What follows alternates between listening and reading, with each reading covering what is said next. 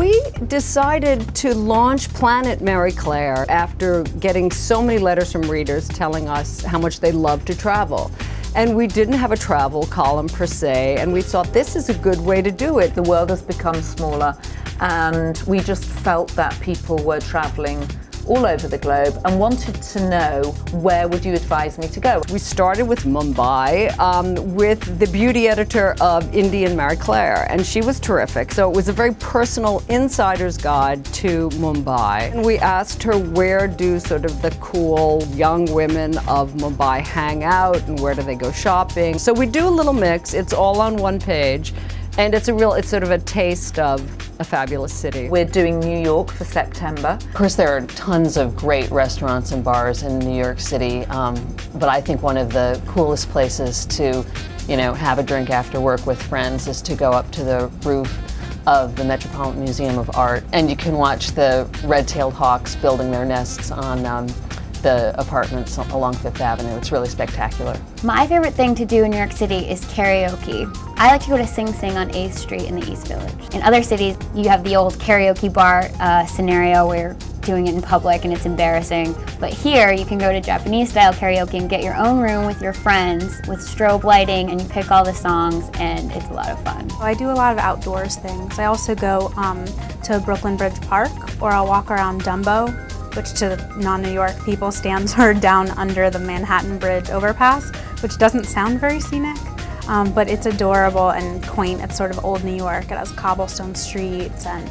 it still has the tracks from rail cars there. And there's also a really good chocolate store on Water Street nearby there that makes iced or cold hot chocolate, which is delicious. In New York, my absolute favorite restaurant is a tiny little sushi place in the East Village called Sharon. It's on 6th Street. They have the most amazing rolls, and they have a early bird special, which we try to get to every Friday, which is like 3 incredible rolls for $10. I love shopping around Greenpoint in Brooklyn, actually. There are a lot of great little shops that are opening up that are unique on Franklin Avenue. Oh, and anytime you can see a show at Bowery Ballroom, it's the best venue in New York City. I would tell people to probably leave Manhattan and to even explore beyond Brooklyn, because, New York is a really big city and there's a lot to see. I would recommend readers visiting New York go up to the Bronx Zoo, and then afterwards go over to Arthur Avenue for Italian food in the Bronx. It still maintains a lot of its old world charm. That little Italy in Manhattan is lost. I still like people to go and get a taste of old New York, because people don't associate a city like New York with all its skyscrapers and its modern buildings with having a history. But downtown, whether it's Greenwich Village or Tribeca or the Meatpacking District, I still recommend to people. Avoid Midtown at all costs. Lower East Side, West Village, you can't go wrong.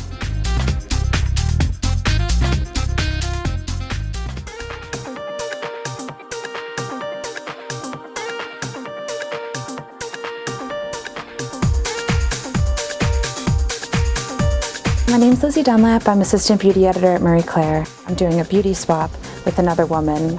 It's more of a switching beauty routines and lifestyle. So she's high maintenance, I'm low maintenance.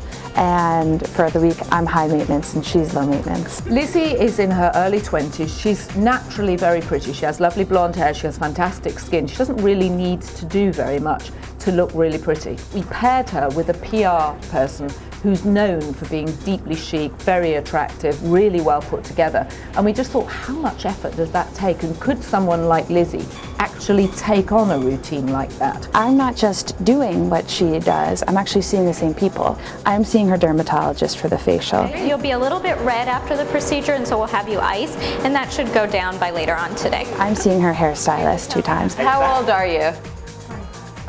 25? Yeah. Okay. I'm 13 years older than you. Okay, so it's 13 years of learning how to do makeup and blah, blah, blah, blah, blah, and not being able to get away with being so cute and adorable as you are. It's all about hair. It's always been about hair for women.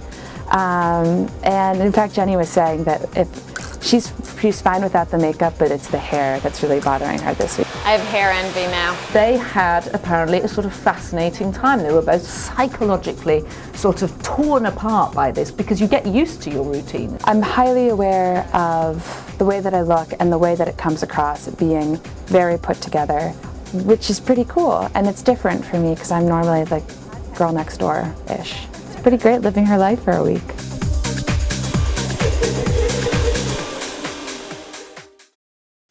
Did you know 8 out of 10 women have damaged hair? Did you know New Dove can repair it? The New Dove therapy system is different because it contains a precious repairing serum. It repairs damage strand by strand and brings out the beauty in your hair every morning. Try the precious repairing serum in the New Dove therapy system. Goodbye damage. Good morning, beautiful hair.